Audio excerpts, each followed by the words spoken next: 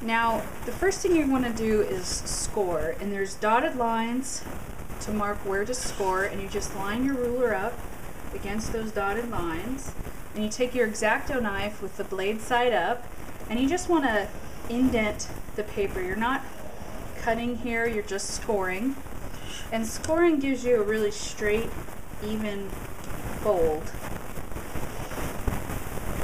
And I would recommend printing this on semi-heavyweight cardstock because that's going to give it more of a box feel and feel more luxurious.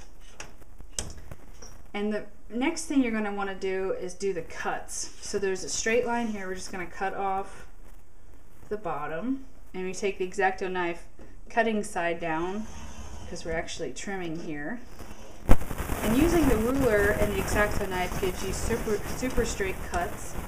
Yes, if you were doing a bunch of these, you could use a paper cutter for this step. You can cut 2 or 3 at a time. And with the trimming and scoring done, now we're ready to fold. And I'm just going to fold back the taper glue flap. It says taper glue here. We're going to go ahead and pull off a 5-inch piece of double-sided tape.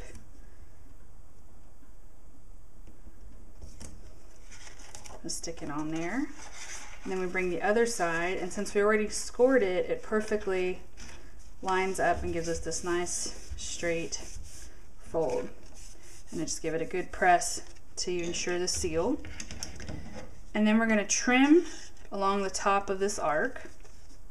You just take your scissors to do this. And you don't need to be a perfectionist at this part. If your curve isn't perfect, it's okay. No one will know. And just try to stay as close to the line as possible. Like that. And then the last step is we're just going to score our little crescent shapes. And there's actually a dotted line along here. You probably can't see it on the camera, but when you print out the template, you'll see it. And I'm going to use my X-Acto knife like a pencil. And again, I'm not cutting here, I'm just scoring.